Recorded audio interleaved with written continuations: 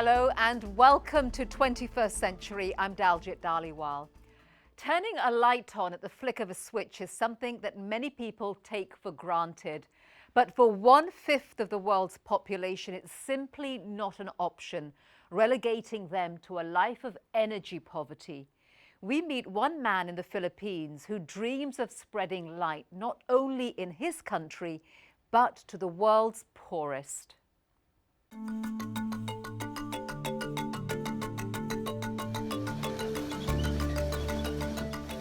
The Payata Sanitary Landfill outside the Philippines' capital, Manila, is one of the largest on the planet. It's home to gangs of scavengers looking for things to use or sell. But Iyak Diaz and his team are hunting for something very specific. The thing that's available in every poor urban area or in a remote area was this one thing that you would drink for 5 minutes and last 1,000 years. They're hunting for 1-litre plastic bottles, and they're not hard to find. And we were thinking, what could we do with this big problem and how could we make it into the world's biggest solution? A solution Iyak dreamed that would not only ease his country's environmental problems, but also bring a ray of hope to the millions of slum dwellers who live largely in the dark. Denied access to the modern energy many of us take for granted, the impacts are enormous on health, on education, and on the country's economy. And it's not only in the Philippines.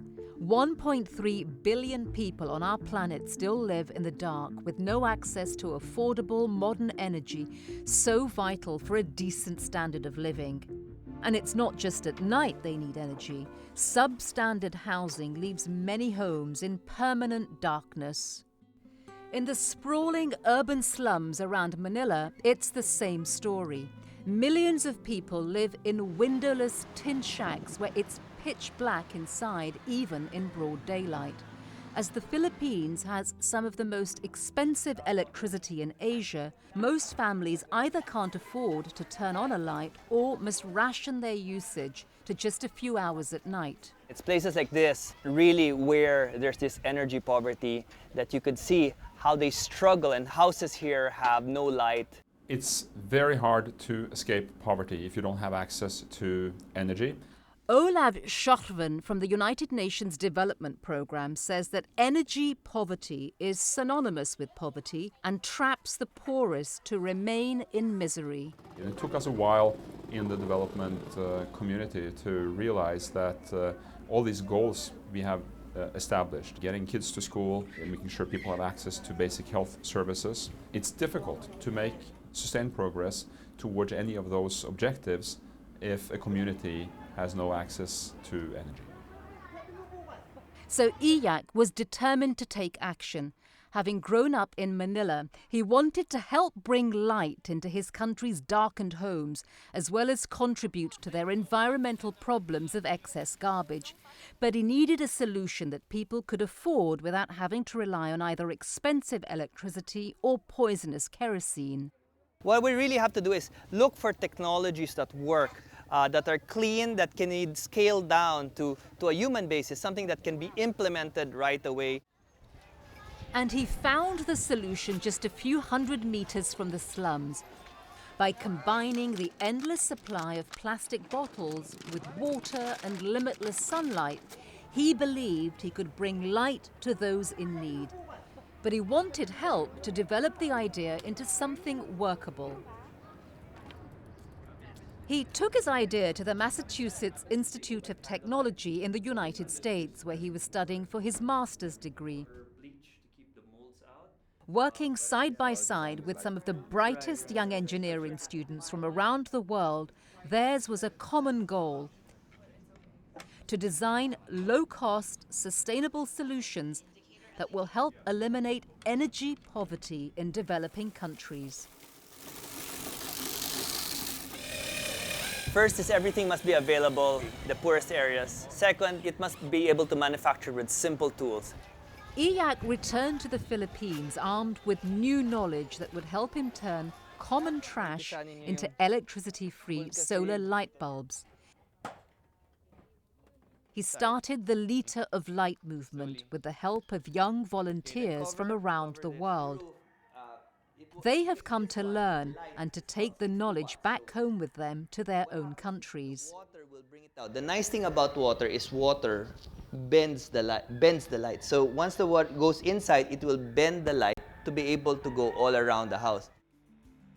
The solar light bulb produces the same amount of illumination as a 55-watt electric bulb by simply taking the sunlight and refracting the energy. Using non-biodegradable plastic bottles, water with bleach and sunlight, this is likely the least expensive lighting device ever invented. EYAC now has a small army of volunteers who are helping to spread the gift of light. You have now made your gift of light. They work under dangerous and harsh conditions. Is this the first time you've come on top of a rooftop? Yeah, it's my first time. Oh, wow. But the rewards are immediate. Are you ready to light up a family's house? Yes. Okay. 1, 2, 3. Woo! This man has never had light inside his house before. If I have a solar light, I'm very excited. Thank you again. No problem. Yes. Excited because now he and other families like him will be able to see inside their homes without having to pay for electricity. The team move on to the next house.